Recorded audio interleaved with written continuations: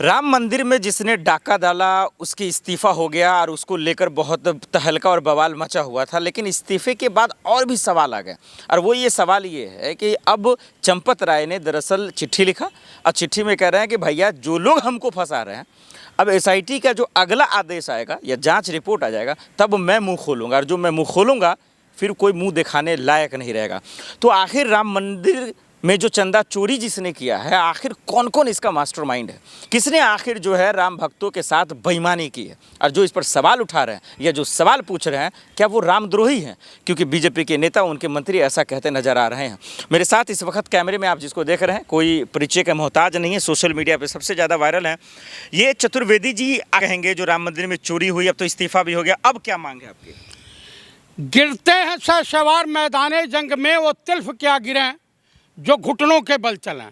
दरअसल इन लोगों को जो डर सता रहा है वो डर सता रहा है कि राहुल गांधी इंडिया गठबंधन की जब सरकार बनेगी तो इनको सत्ता जाने का और चोरी का डर नहीं सता रहा। खौफ तो उसका है कि सत्ता चेंज होने के बाद राहुल गांधी जब आएंगे तो जो बम्मू जाएगा ना, तिहाड़ की यात्रा करनी पड़ेगी। तो ये आपस की बर्बादी है। अब आपस में फुटमत हो गई है। अविनाश शुक्ला मिलता है 1100 बार किससे? पहले मुझे इसका जवाब दीजिए, आप पूर्व सैनिक है, ऐसी भाषा घटिया क्यों रखते हैं आप? अरे भाई, पीएम के लिए ऐसी भाषा का इस्तेमाल मैंने पीएम का नाम लिया? आप बताइए कि अविनाश शुक्ला जो मिलता है मोहन भागवत से कितने बार? 1150 बार। और अमित शाह से मिलता है 1050 बार। योगी जी से मिलता है 1070 बार। क्या कारण है उसका मिलने का, अब बातचीत करने का? ये मैं नहीं कर रहा हूँ, एसआईटी में फ़ोन टेपिंग और उससे पता चला कि बातचीत हुई है। इसका मतलब जो है ये राम मंदिर में ही डकैती नहीं पड़ी है, ये केदारनाथ, बद्रीधाम और महाकाल, उज्जैन और उसके बाद काशी और राम मंदिर में तो भयंकर लूट हुई है। अशोक गहलोत साहब ने क्या कहा था चंपत राय से? पीएमओ तक बात आई थी कि यहाँ से जो जाना भगवान राम के नाम पे जो है वो ओरिजिनल खनन का पत्थर जाना चाहिए। इस्तीफा दे दिया ना सर? इस्तीफा देने से होगा? हम आपका कत्ल कर दें और हम कहें कि हम इस्तीफा दे रहे हैं तो हमको माफ़ी मिल जाएगी? चंपत राय को फांसी दे दे? चंपत राय को तो जूते निकाल के मारना चाहिए। आपको बता दूं, और ये जितने ही हैं समलैंगिक संगठन वाले, आपको शर्म क्यों नहीं आता ये पहले बताइए? मुझे शर्म नहीं, ये हिंदू आस्था के साथ इन्होंने खिलवाड़ किया है। और आपको बता दूं कि हिंदुओं के चंगुल में जो फंसेंगे, और प्रेमानंद महाराज ने कहा है कि राम के साथ और हनुमान जी के जो डांस करवाया इन लोगों का नाश होने जा रहा है। यही है कि इनका जो सत्यानाश निश्चित है। हे प्रभु राम, आप जैसे लंका के राजा रावण का अंत किए, इन देशद्रोही गद्दार आरएसएस आतंकवादी संगठन सभी का नाश कर दीजिए।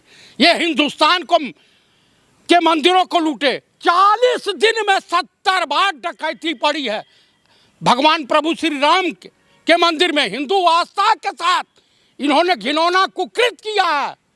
आप बताइए, हमारी आस्था थी, हमारे पूर्वज हम लोगों से ज़्यादा बुद्धिमान थे, जो जनसंघियों को वोट नहीं देते थे, इसलिए नहीं देते थे कि ये गद्दार हैं सब।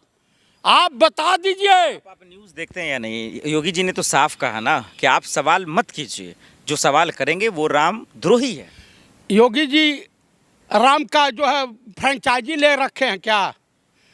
बाबा भोलेनाथ की फ्रेंचाइजी है उनके पास। उनके कहने का मतलब लोग सियासत करेंगे। कौन सियासत कर रहा है? आप कर रहे हैं। आप मुझे बताइए। अरे उन्होंने एसआईटी बैठा दी, उन्होंने एसआईटी का क्या मतलब हुआ? एफआईआर दर्ज हुआ, गिरफ्तारियां हुई। ये लीपा पोती है। अटल जी ने पार्लियामेंट में कहा था कि जब जो चोर हमें चोरी हो, पाला हुआ कुत्ता नहीं बोलता है, तो ये जान लीजिए कि कुत्ता सब चोरों को पहचानता है। ये अटल जी, उनके श्रद्धेय, आप उनका बयान है, मेरा नहीं है। आप मुझे बताइए कि आप देश के साथ किस किस तरह का छल कर रहे हो, देशवासियों के साथ किस तरह का छल कर रहे हो। जब आप मंदिर नहीं बकस रहे हैं तो आप देश को कैसे बख्शेंगे? आप भ्रष्टाचार की जो है एकदम गंगा बहा रखे हो आपकी सरकार में। आप अफसर अंधे हो गए एक अलग बात है, मोदी जी के रहते किसी चीज़ का टेंशन है क्या? देश विश्व गुरु बन ही रहा है, बेहतर काम हो ही रहा है। इंडोनेशिया में देखे ना, कौन +2 ताली ही के किसकी मूर्खता पे हंस रहे थे। वहाँ का जो राष्ट्रपति था, जो शासनाध्यक्ष और राष्ट्राध्यक्ष है, उसने क्या कहा? भारत के पहले प्रधानमंत्री पंडित नेहरू का नाम लेकर के जो है उनकी तारीफ किया। इनके चेहरे की रंगत उतर गई। अरे पंडित नेहरू ईश्वर की विशेष कृपा से पैदा होते हुए ऐसे नेता जिन्हें आधुनिक भारत का निर्माता कहा जाता है, वो कुबत तुम गद्दारों, तुम चोट्टे बेईमानों में नहीं हो सकती। मतलब आपको मरना मंजूर है, मोदी जी के साथ आना नहीं, ये कह रहे हैं आप? बिल्कुल नहीं। देश के गद्दारों के साथ हम समझौता नहीं करेंगे। मैं पूर्व सैनिक हूं, मैं ऐसी गद्दारों के साथ नहीं करूंगा।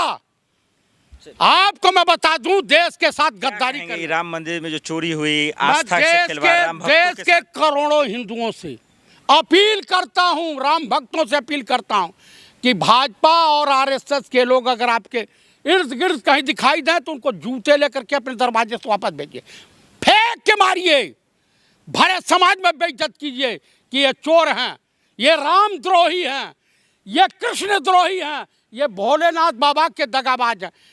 अगर हिंदुस्तान में राजनीतिक दलों में अगर कोई शिव भक्त है तो उस शख्सियत का नाम है माननीय नेता प्रतिपक्ष पंडित राहुल गांधी। कैलाश मानसरोवर यात्रा पैदल गए।